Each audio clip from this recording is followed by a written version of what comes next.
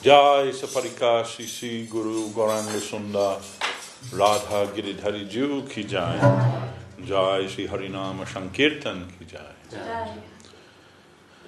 Nama Shrestam Manamati Sachiputra Mata Sarupam Rupam Tashra Gajam Urupurim Maturim Gostavate Radha Kundam Girivaram Maho Radhika Madhvasham Prato Yasya Patita Kripaya Shri Gurun Tam Smi Om Ajnana Timirandasya Jnananjana Shalakaya Chakuram Militam Jena Tasmai Shri Gurave Namaha Mukam Karoti Vatschalam Bhangam Langayate Girim Jat Kripa Tamaham Bande Shri Gurum Dinatarana. Hare Krishna.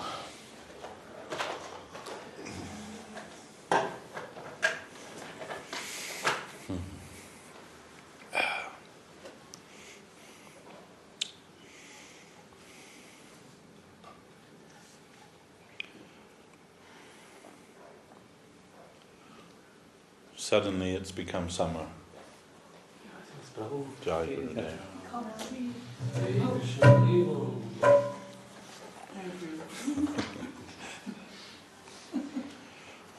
Blocking me.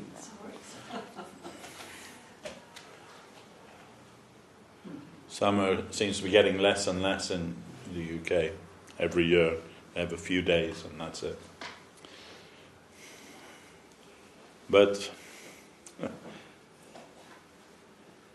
we seem to measure our lives by that. In Bengal they have a saying which I heard from Srila Guru Maharaj. The rainy day is not the bad day, but the day when we can't hear something about Krishna, that's the bad day. So it doesn't matter actually. In fact, sometimes when the sun shines, everybody thinks, oh, time to go and enjoy. Spirit, to go to the temple, no, go to the beach, go to the, enjoyment place. Last week we had a question on one of our Zooms. Somebody asked, what is humility? Humility is something very important in our practicing life.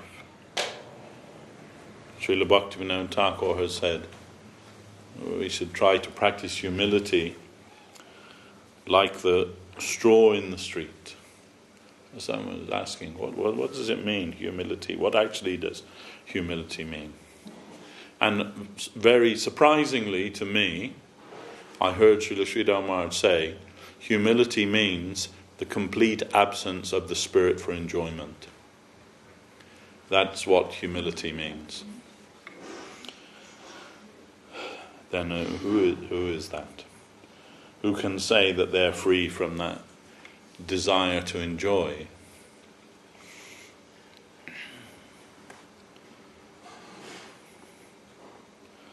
And we are very, in one sense, in the West, there's so much opportunity to enjoy.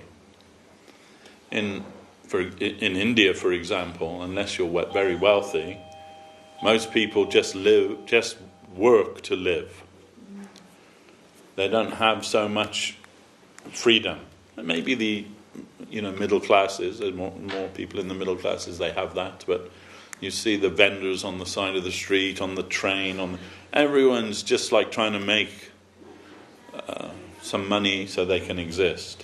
Not over here, we make money so we can have a few weeks in, Barry Island or something like that, And then when we have our 2 weeks and we come home, we need another 2 weeks to get over that. They say that it's one of the most stressful things. Going on holiday is one of the most stressful things that people do. It always, the best laid plans of mice and men.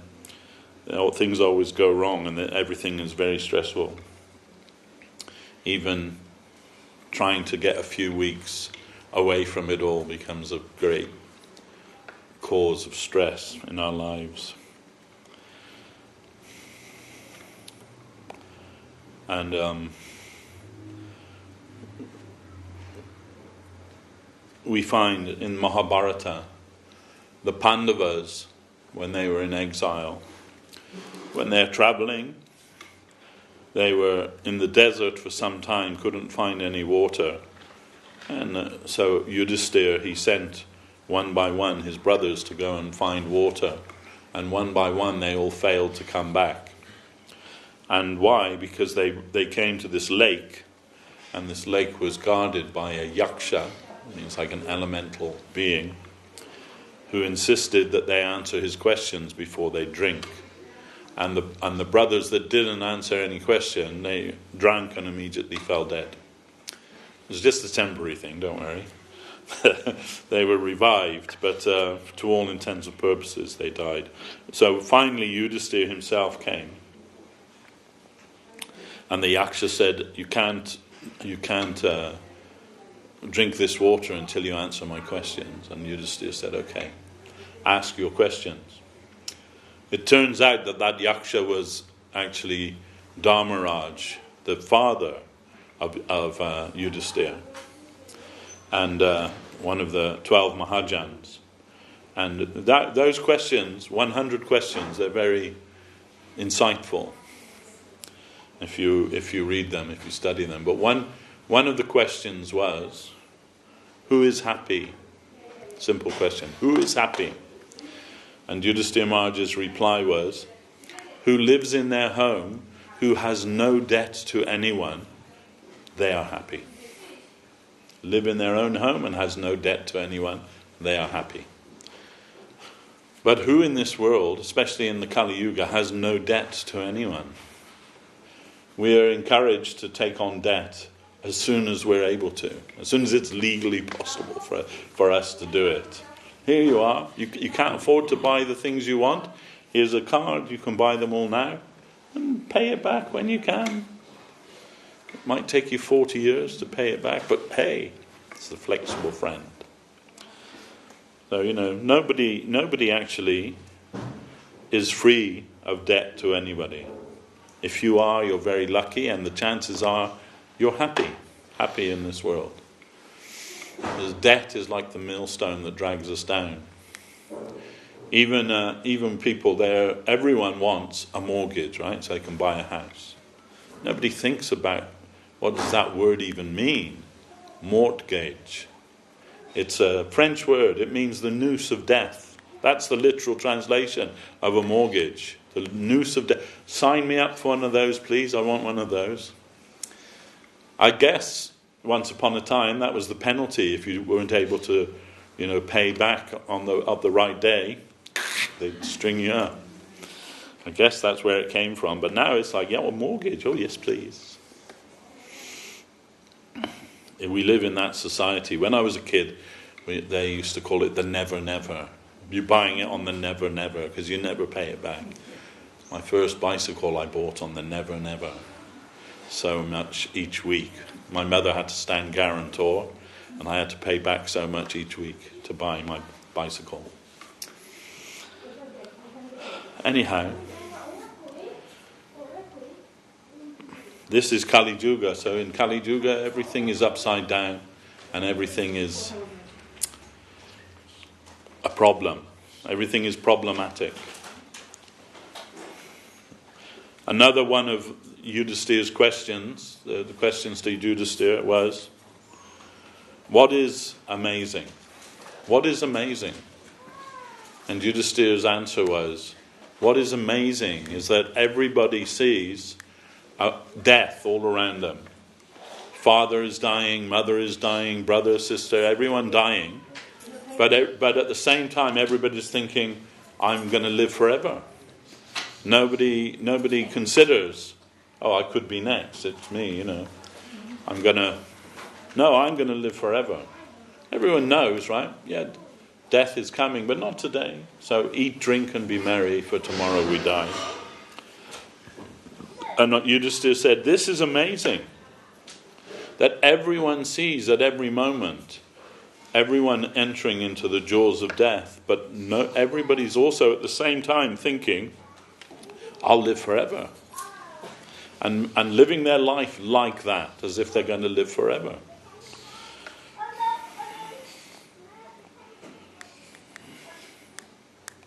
On Wednesday I had a meeting with some teachers from the religious education department of Newham Council at our other centre. They're asking me many questions about what we believe and so on, And I think one of the most extraordinary things that they found most extraordinary was that in Varnashram, I was explaining in Varnashram, as people get older, instead of, becoming more entangled in their family life, they minimize that, retire from family life, little by little, vanaprastha, and then possibly sannyas, so that they're preparing to die. That's actually what it means, preparing to die. There's a song, wasn't it, by George Harrison. Nothing can exist or equal the art of dying. Nothing we can do can equal or surpass the art of dying. Try to make yourself ready for that. But everyone's thinking, no, I'm just going to enjoy forever. We have one of our congregational members, every year, he's same age as Gurudev. They're the same age, and he's still alive, this fellow, and a very good devotee.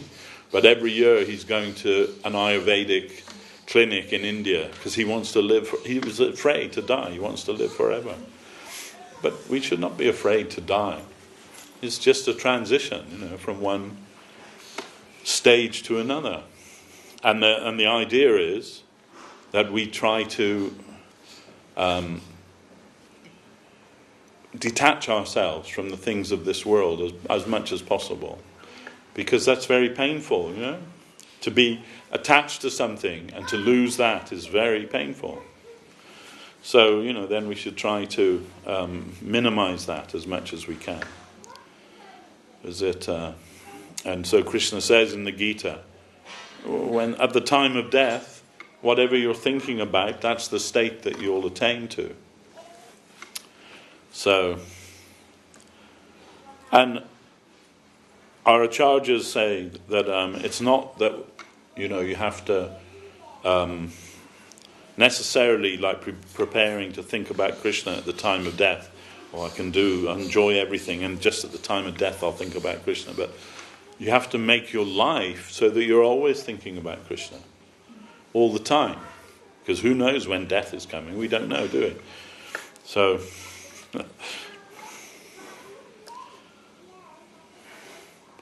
to try to think about that,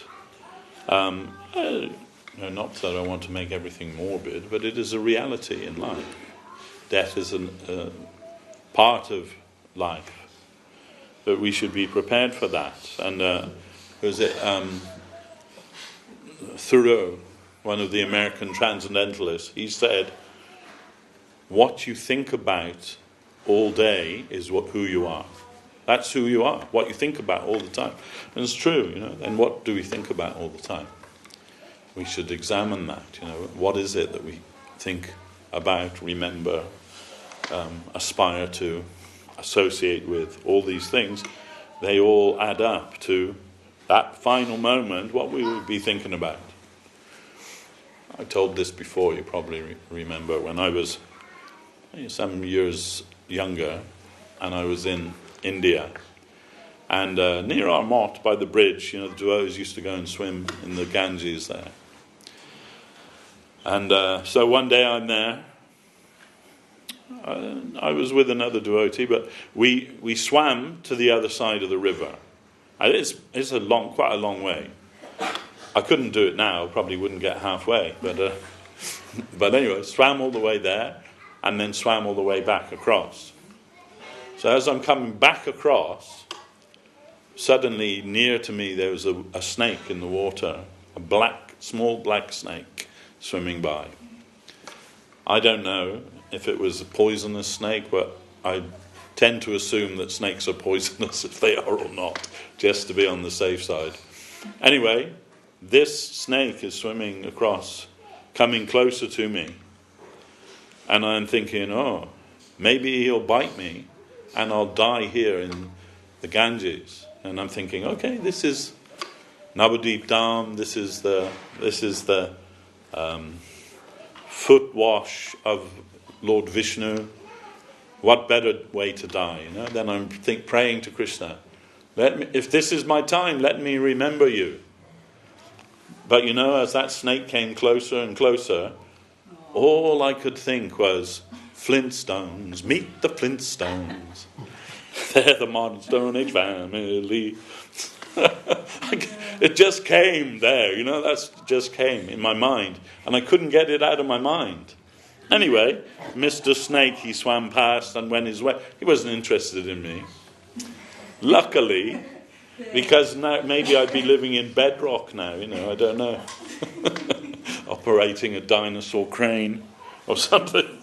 So, but that was what I thought afterwards. Where on earth would I have gone thinking that?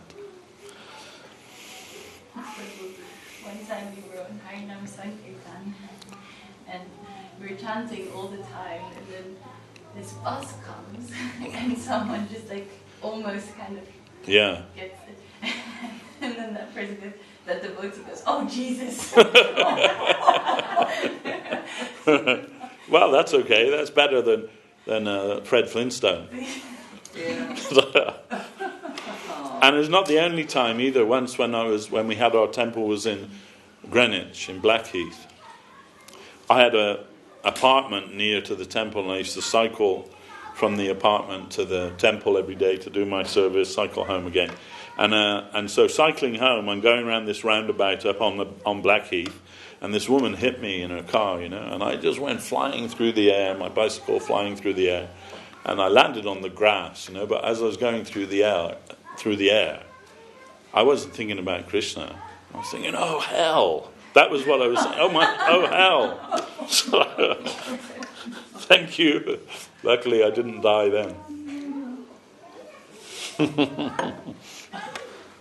And not just hell. There was an expletive attached to that as well. Anyway.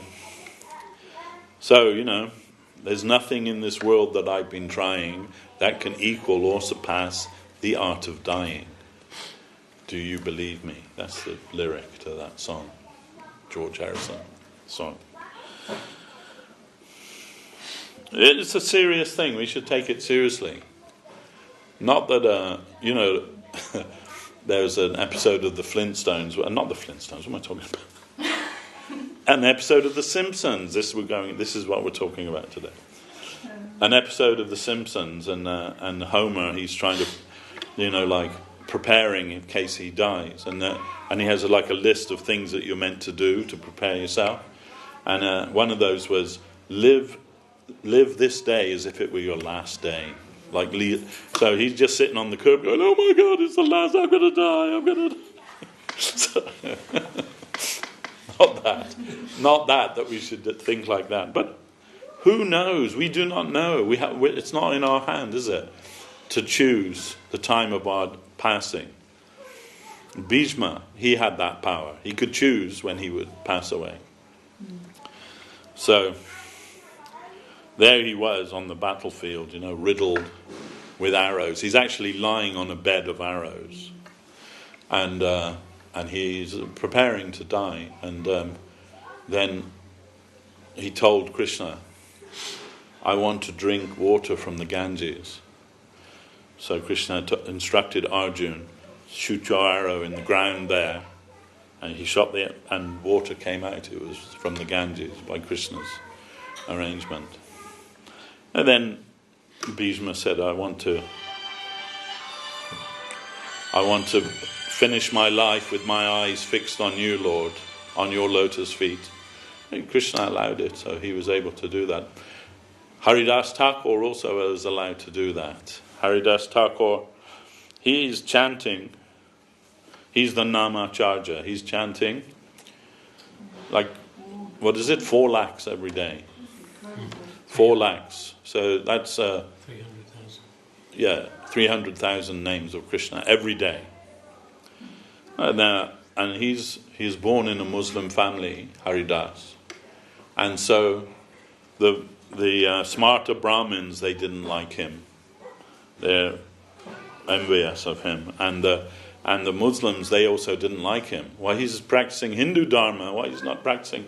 So they tried to force him to practice Muslim Dharma, because that was what he was born into. You should practice your own religion. He said, "No, I may die, but I cannot give up the chanting of Krishna's name."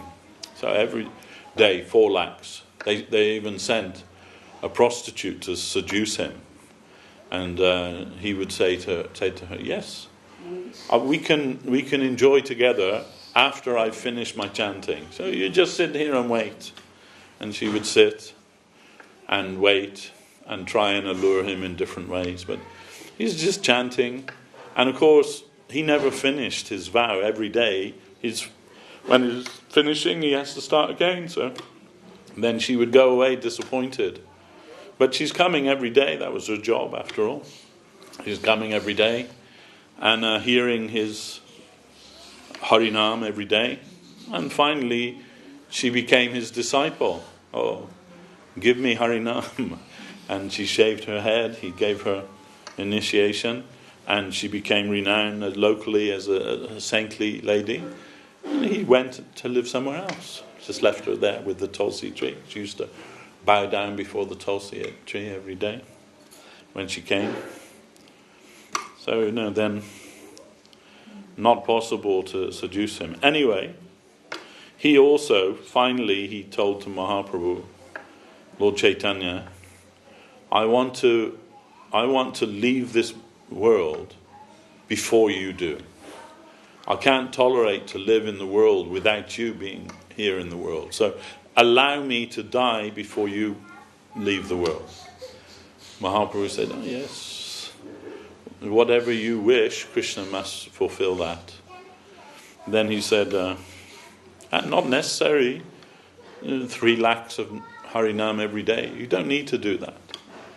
Then Haridas took Mahaprabhu's lotus feet and placed them on his chest, and staring into the lotus face of Lord Chaitanya, instead of chanting Hare Krishna Mahamantra, is Sri Krishna Chaitanya, Sri Krishna Chaitanya, seeing the lotus face of the Lord, left the world as he decided at his time.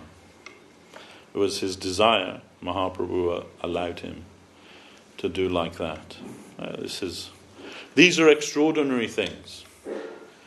And why I'm thinking about that, because just recently it was the anniversary of the disappearance of Rishabdev Prabhu. And he was the husband of Kumkum. And he went to Navadvip to pass away. He had cancer, he went to Navadvip. I'm going to pass away there in Navadvip. And of course he's there for some time. Srila Govinda Maharaj was there, and the devotees are looking after him. And then he's thinking, oh, what have I done? I'm just coming here for the Vaishnavas to serve me.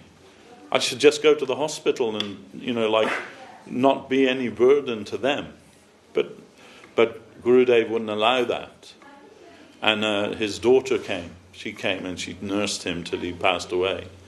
And he passed away with his Gita on his chest, and his mala in his hand, and the holy name on his lips. And Srila Gurudev was there. And Gurudev said, we read about the passing of Haridas Thakur, and so many things I've seen in my life, but I never thought I'd see this kind of miracle in my life. The passing of Rishabdev Prabhu. That this can happen in our lifetime. We're not just talking about, what we read in the scripture for 500 years ago, or Bhishma's passing in Mahabharata 5,000 years. Today, just a few days ago, Rishabdev Prabhu passing away. So, it is not less. It is not less than when Mahaprabhu was present here, just over 500 years ago.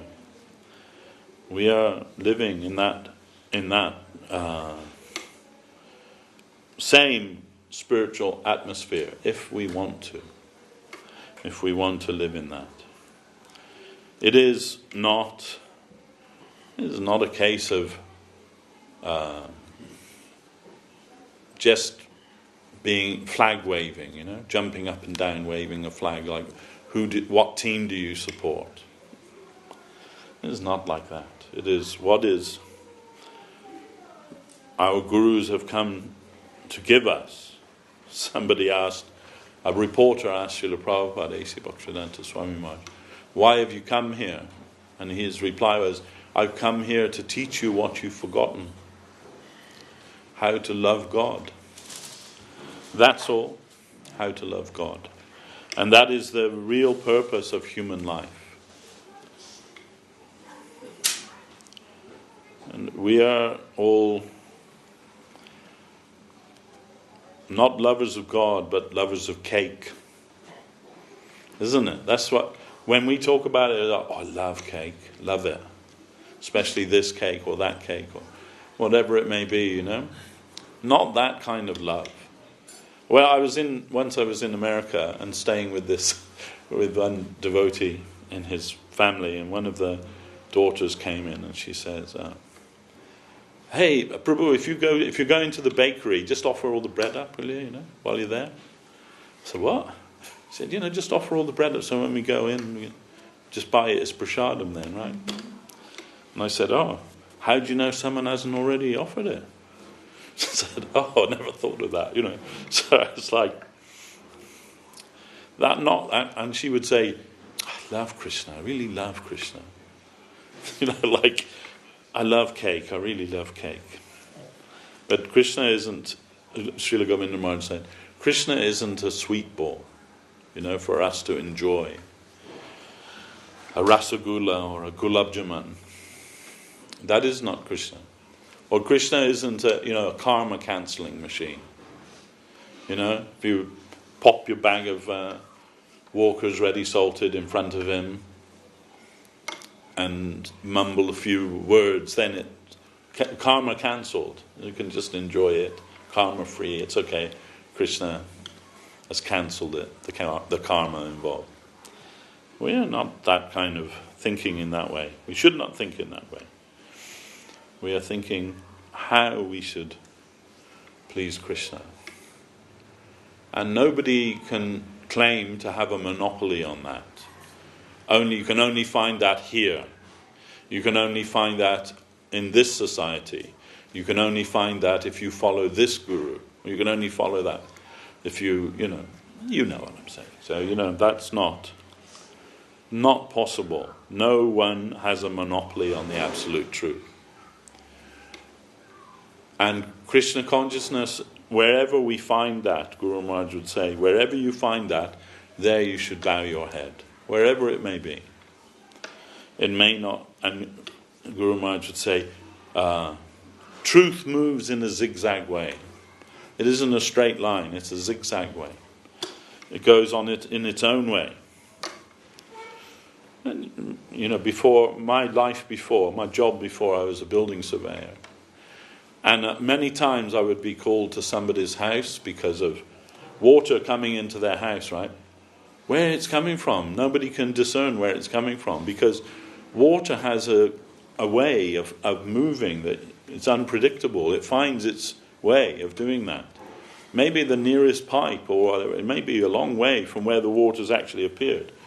Once it starts, it goes, it finds its way. So this is like, the truth is like that. The truth can go here, there, and wherever it comes up. We have to be open to try to see that. Not in a stereotype way, not in a formulaic way. It's not a formula. Krishna has his own way of doing things. And we do not know what that is. We do not know what is it is called Shrotapanta. That is how he distributes himself. Through whom? But we know the principle. That principle Krishna's given in Bhagavad Gita. Tad vidi pranipatena pariprashnena sevaya upadekyanti te jnanam jnaninas tattvadarshana. Krishna tells to Arjuna, you just approach a spiritual master. This is the first part of that. Let's take a look at that. Just approach a spiritual master. What does that mean? Who's a spiritual master? Just some guy in a red cloth sitting on a big chair. Is that a spiritual master? Back in the 70s, there used to be, maybe some of you, Jagannath might remember, maybe Anjali might remember, there was this guru, so-called guru. His name was Dafri John, and he used to be called the Laughing Guru. That was one of his. You remember the Laughing Guru? Anyway, he wrote a book, and that book was called I Am Guru. It was all about him and why he was a guru, And there's lots of them around, loads of them, even today. There's lots of, I won't name anyone in case I'm risking to offend anybody, but there's lots of them out there on the market claiming to be gurus. And so what does that mean? What does Krishna mean when he says that? Just approach a spiritual master. He means somebody who knows the truth. Not just anybody that's got a big badge on saying, I am guru, sign up here, Srila Govinda Maharaj would say anyone can make a big chair for themselves and proclaim themselves to be guru. No, we have to find out who is a guru, and that we get some help from the scripture there. The traits, characteristics of guru, what they are like, we can find in the scripture. Guru means heavy. The actual translation of the word guru, it means heavy. And Guru Maharaj would say, heavy like the Himalayas. Cannot be moved from his position. And in contrast to that, we are called lagu. Lagu means light. We can be pushed here, there, everywhere by the wind, by our mind, by our desires. You can go here, there, and everywhere. So lagu needs to connect with Guru to become stable in life. And that will require us to look within ourselves. Actually, we don't have much possibility of understanding who is Guru. Because, Srila Guru Maharaj said, there are four things, four tattvas, which you can't fully understand through your mind. That is Nam Tattva. How the holy name of Krishna and Krishna are the same is difficult to understand intellectually, isn't it? And we can say, that philosophically Krishna and his name are the same. Then if that were so, and it is, then why is it that every time we say Krishna we don't feel ecstasy? Should do, shouldn't we? Because that's not Shuddhana. When we say, it's just the syllables of the name. Guru Maharaj would say, like firing blanks from a gun. It sounds the same as a live ammunition, but there's nothing in there. It's not going to hurt anybody. So it can be like that. But anyway, Nam Tattva, not understandable fully by the mind, and also, or the intellect. And also, Dham Tattva.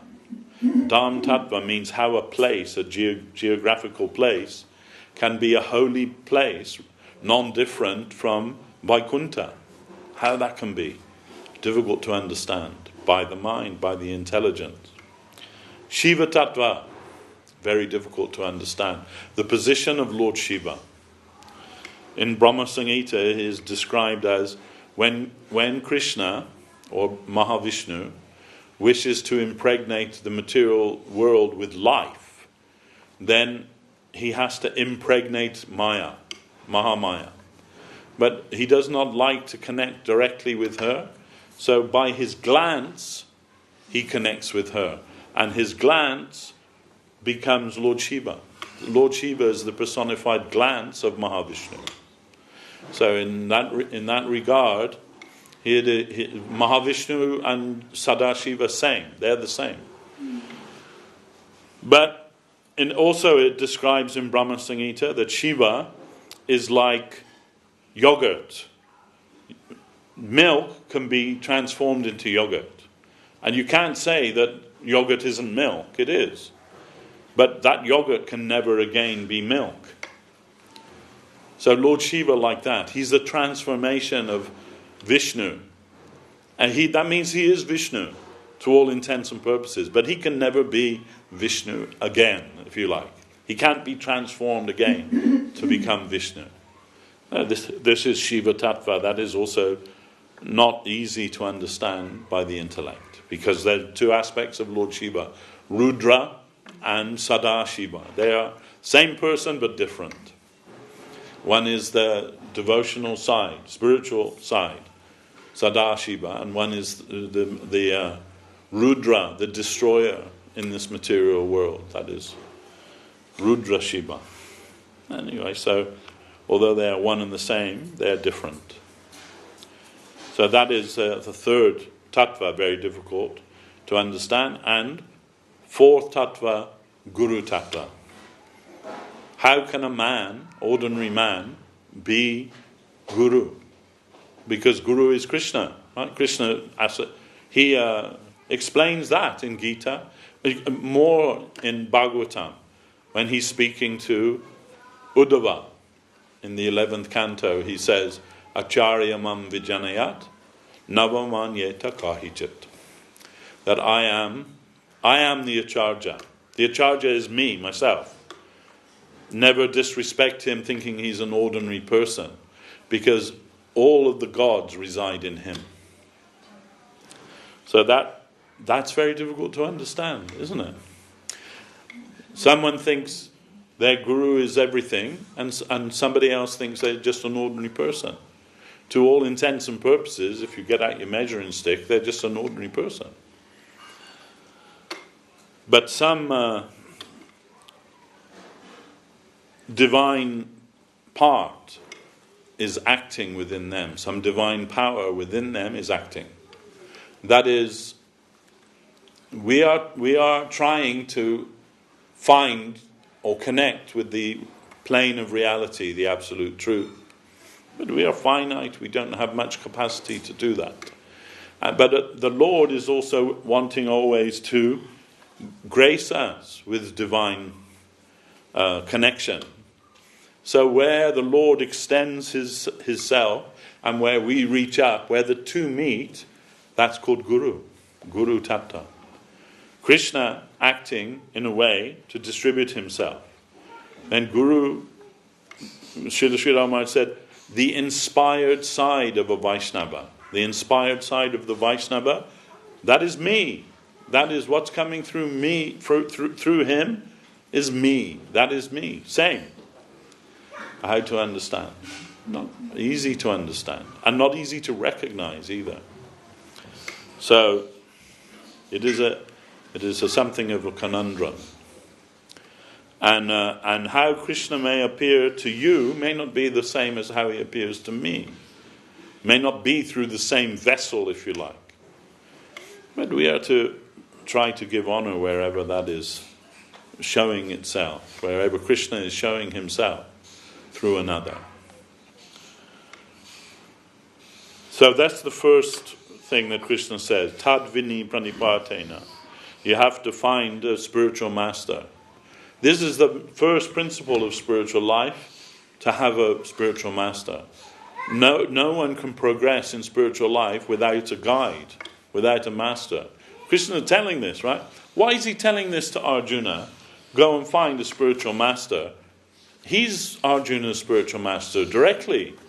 So isn't it redundant that he's telling this? No, because he wants us to understand this is the process by which I distribute myself, through a spiritual master. And tadvidi pranipatena pariprashnena seveya. Pranipat. So pranipat, first thing, means exclusive regard. You must have exclusive regard for my teaching, in other words. First thing, to accept the creed. To accept, yes, I accept Krishna's teaching of Bhagavad Gita and Srimad Bhagavatam and so on. This I accept. I accept this is the true path of my religion, of my heart, of my aspiration. This is called pranipat. Not like this, we'll go here this week and next week we'll pop over to the Buddhist center and then maybe after that we'll pop down to the local Christian and have a little jig with them and take a bit from everywhere and make a nice kitchery from that. No. Pranipat, exclusive regard.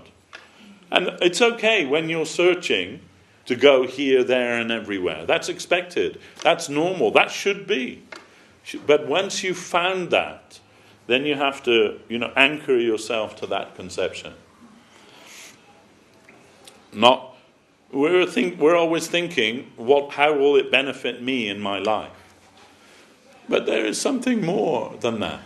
Krishna says in the Gita, again in the Gita, 4 types of men, they surrender to me.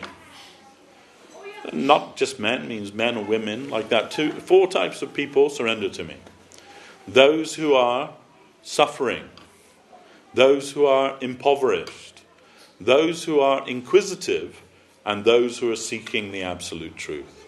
These 4 men, they will surrender to me, ultimately. So, okay, we go to Krishna because we're impoverished. We have nothing.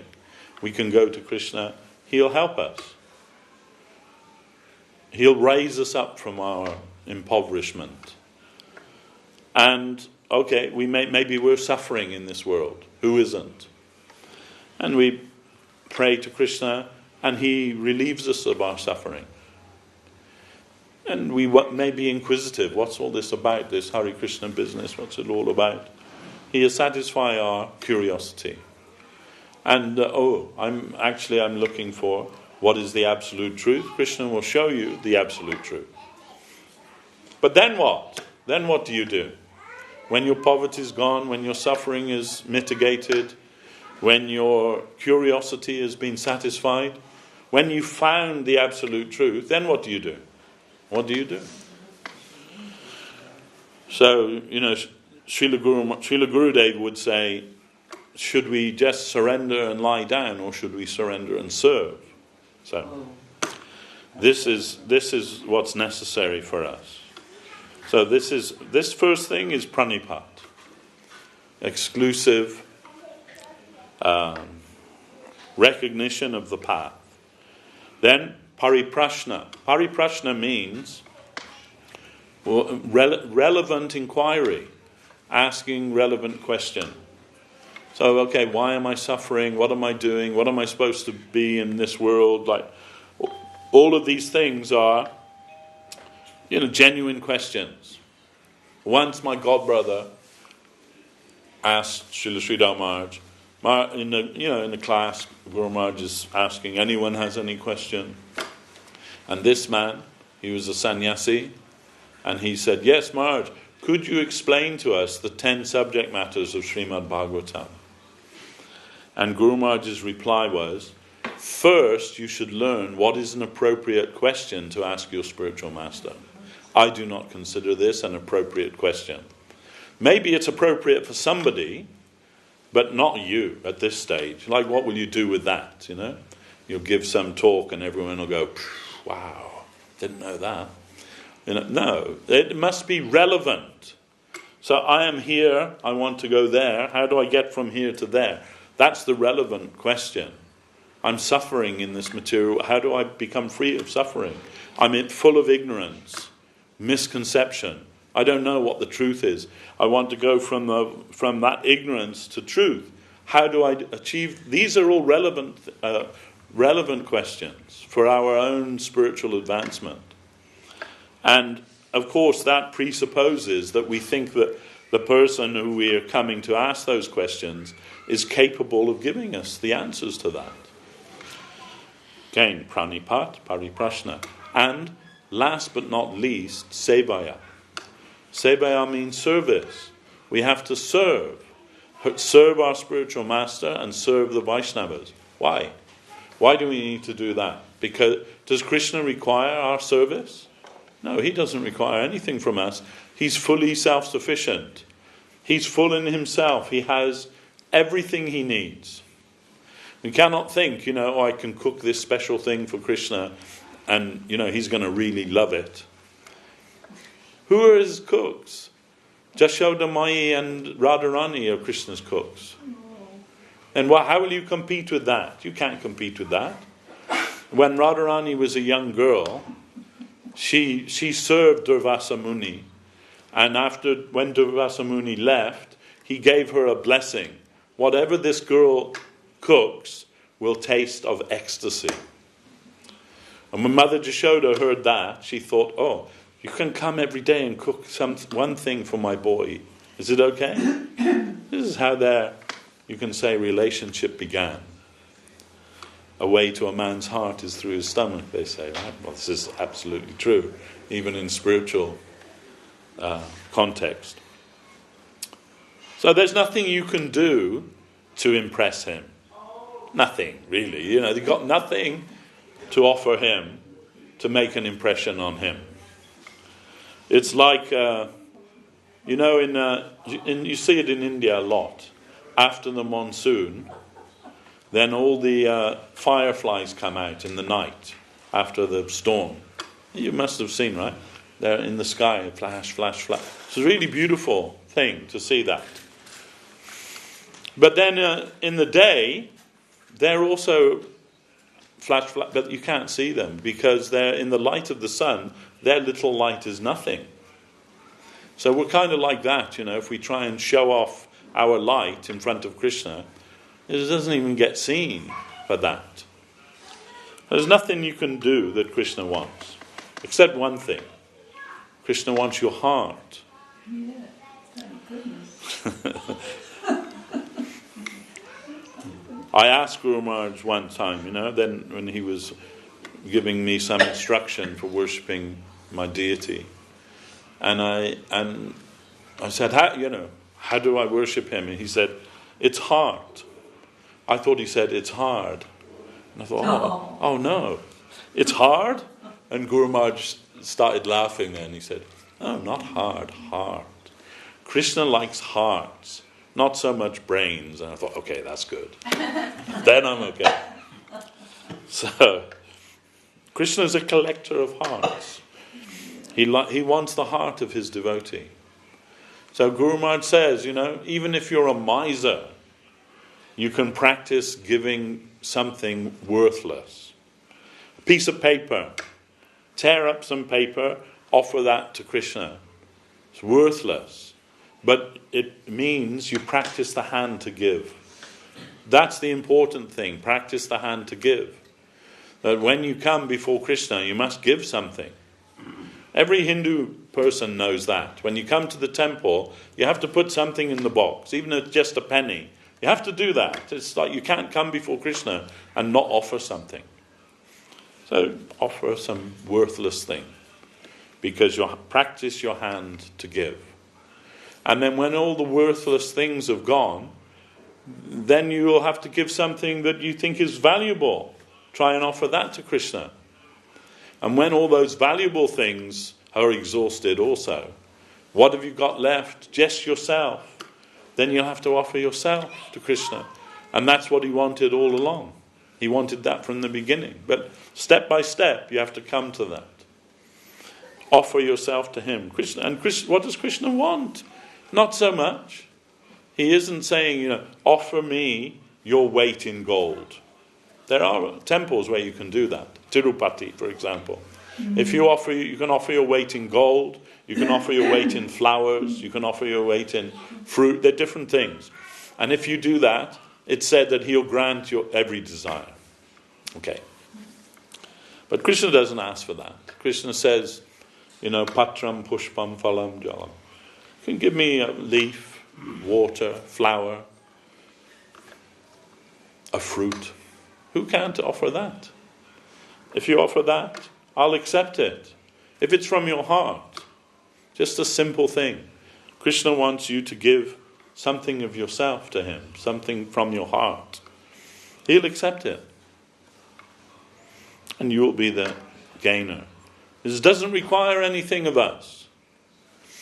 There's this writer, novelist, Neil Gaiman, maybe you've heard of him. Anyway, he writes these fantasy stories. Like he made this TV series, American Gods it's called. And he postulates that all the gods, Hindu gods, Roman gods, Norse gods, all of these, they all exist as long as you believe in them. So as long as they have devotees, they exist. If everybody doesn't believe in them anymore, then they don't exist. Something like that. That's their idea. And it's a kind of common theme. I heard one so-called guru, he said, by your faith, you can transform an ordinary rock into the Shiva lingam. You make that. You make that rock become Shiva by your faith. That is bogus. Shiva is Shiva. You don't create him. He is who he is. Now this idea, is not true. It's certainly not in the case of the gods of the Veda. They exist. And they're not just emblematic or, trying to represent some higher ideal or something like that. No, they have their own subjective existence. Whether you believe or not believe, that is irrelevant. Whether you can serve or not serve is irrelevant. So Krishna exists. Ishvara Parama Krishna Satchidananda Vigraha Anadi Radhi Govinda Sarva Karana Karana.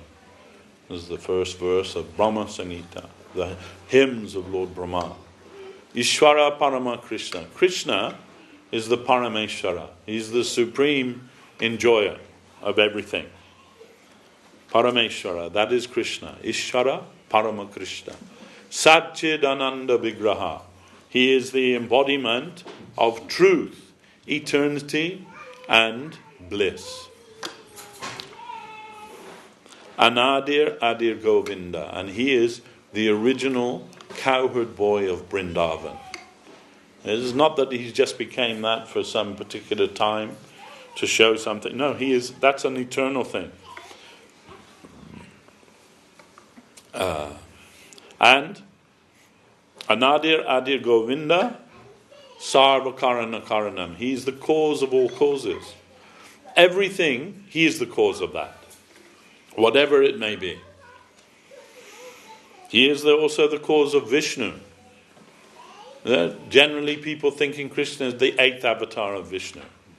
But he appears in that way, through that agency. But it's proven in Srimad Bhagavatam that he's the origin of Vishnu also. He's the origin. Then he is Jai, the supreme cause of all causes. And so we were saying, when Krishna says, Sevaya, it's to serve him. Why? It's not that he requires anything of us, but we require his service to reach our full potential, spiritual potential in life. He's the object of that. And we are the benefactors if we offer ourselves to him. In fact, Jiva Goswami says, this is the real meaning of the word Bhagavan. Bhagavan, generally we understand Bhagavan to mean who's full in 6 opulences. Other gods sometimes known as Bhagavan. Mahadev, sometimes called Bhagavan. Narad, sometimes called Bhagavan, and so on. But Bhagavan specifically means Bhajaniya Guna Vishishta, is coming from this idea. Jiva Goswami says that when you come in connection with that person, the original person, the only response is to give yourself to him. They can't have any other response. You must spontaneously give yourself to him if you come in his connection. No other way. And so Krishna is called Swayam Bhagavan, the original. Swayam means the original. And Jiva Goswami says that means Krishna of Vrindavan, not Dwarka Krishna, Mathuresh Krishna, or even Krishna who's speaking Bhagavad Gita. They are all Krishna, but not in his original form. His original form is in Vrindavan. Krishna never leaves Vrindavan. And not only Krishna in Vrindavan, but Krishna when he's with the cowherd girls. The cowherd girls, Uddhava has shown that they are the greatest devotees of Krishna, better than anyone else. Guru Maharaj said, our religion is following these half-mad jungle girls who have invented this religion of worshipping Krishna. We're following them. Half-civilized, half-crazy jungle girls. They have invented this religion to worship Krishna, and we are their followers. So it means Krishna with the cowherd girls, but not just any cowherd girl. Srimati Radharani. When Krishna is with Srimati Radharani, then he is Swayam Bhagavan. Swayam Bhagavan Krishna. All the other cowherd girls, that's Swayam Prakash. They're all thinking, oh, Krishna only dancing with me. But that Krishna is Swayam Prakash. Only with Radha is he Swayam Bhagavan. Krishna in his complete self. And she completes him. You know, you see that on the TV. You complete me. You know. But that is real, actually. Krishna is complete when he's with Srimati Radharani. Srila Prabhupada writes in one of his purports, Krishna is the most beautiful, but not quite as beautiful as when he's with Radharani. When he's with Radharani, then he is fully beautiful. So this is Swayam Bhagavan Krishna. And we are to try to serve him. Try to worship him. Try to connect with him. And we will be the benefiters of that. He doesn't need it, we need it. We need that in our lives because we're made for that. We are, in Guru Maharaj's words, designed and destined for that. If the whole creation is meant to satisfy him, and it is, then being part of that creation, that means we are also meant to satisfy him. How can we satisfy him? Little us.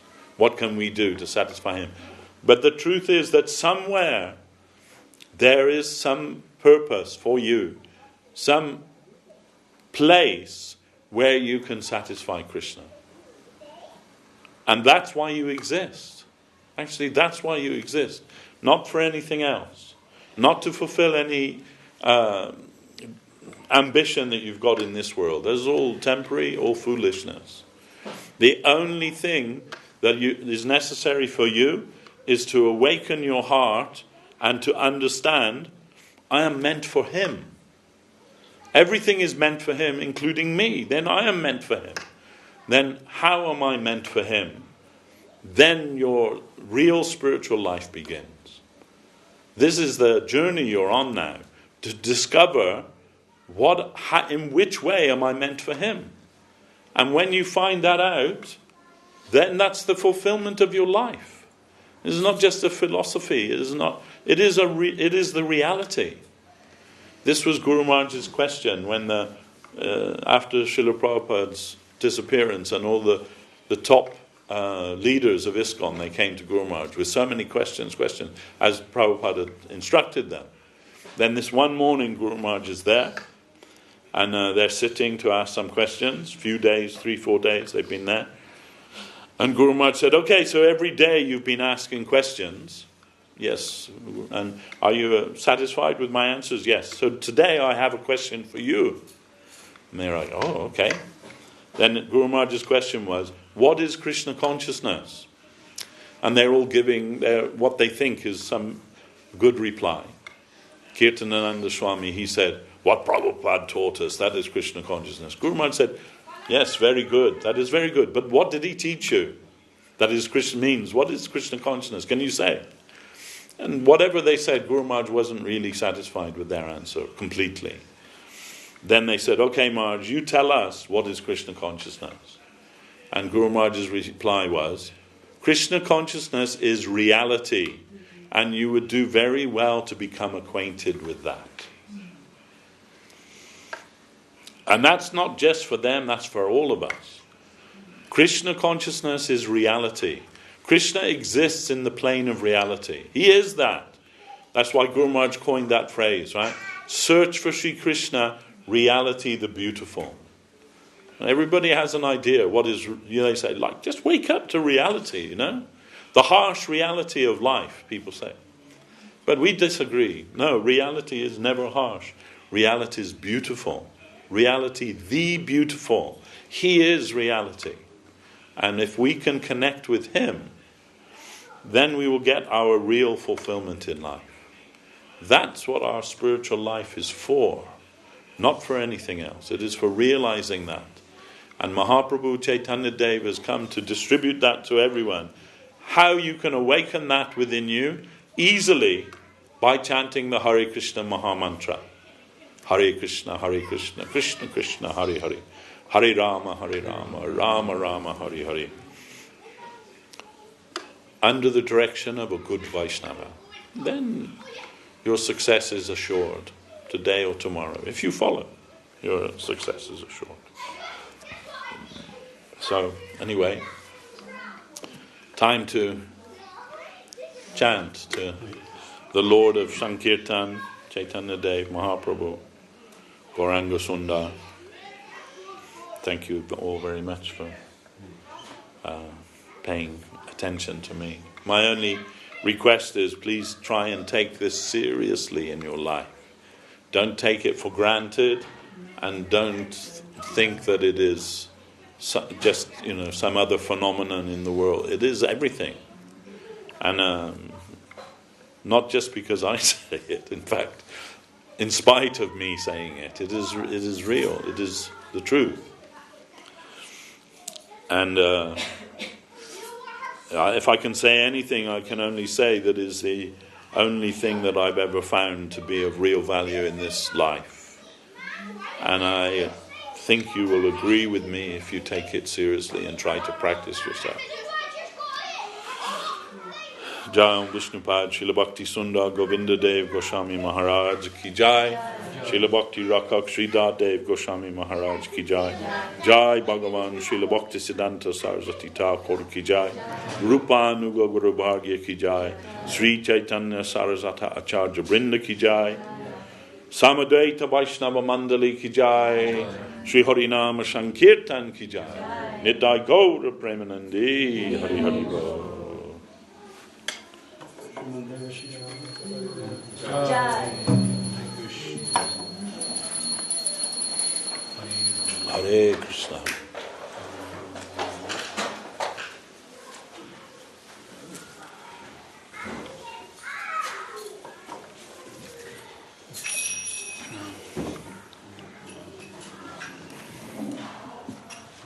Your Chandru, you say.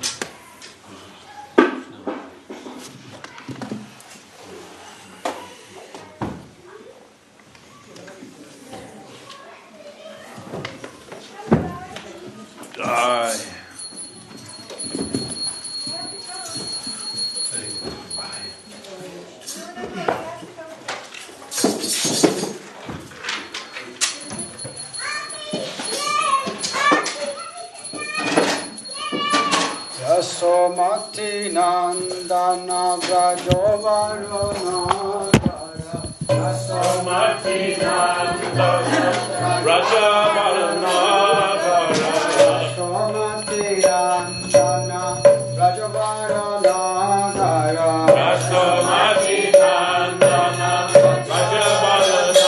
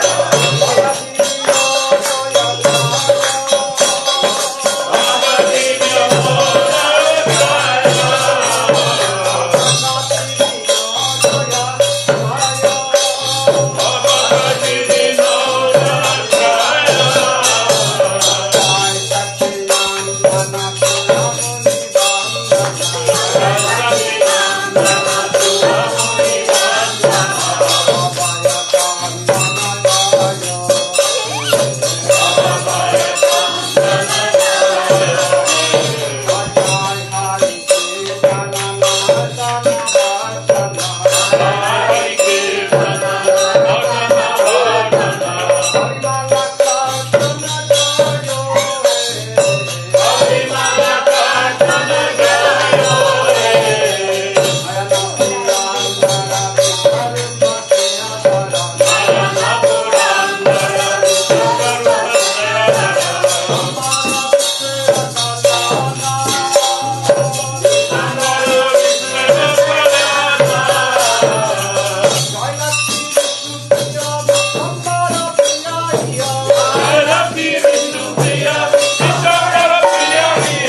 Yoga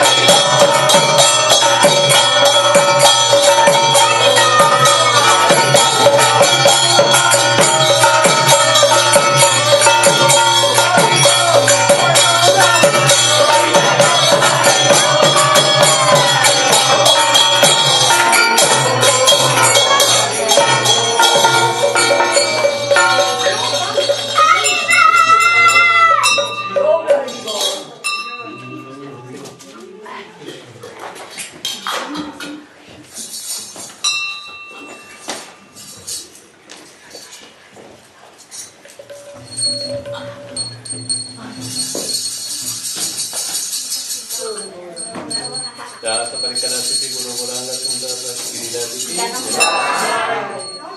Parija Mariana Pugara Piti Jadi Chitana Sarasa Achara Vinda Ki Jambidu Paramansa Parivaya Karevada Tata Siti Matila Sundar Purida Kusai Maraki Jambidu Paramansa Parivaya Karevada Tata Siti Matila Vati Tata Kusai Maraki Janita Praita Paramansa Parivaya Karevada Tata Siti Matila Vati Tiranda Saraswati Thakur ki jai, Janita Pravistam Pansida Guru Sodharvali Maharaj ki jai, Janita Pravistam Pansida Satchinanda Vati Maharaj ki jai, Janita Pravistam Pansida Jagannathvali Maharaj ki jai, Guru Vasa ki jai, Machara Tilahariya Thakur ki jai, Upasanata Vasa Raghunath Siva Gopala Vasa Rasa Raghunath Goswami Prabhu ki jai, Satrata Sri Mahaprabhu ki jai, Sarita Muharram Ananda Ki jai,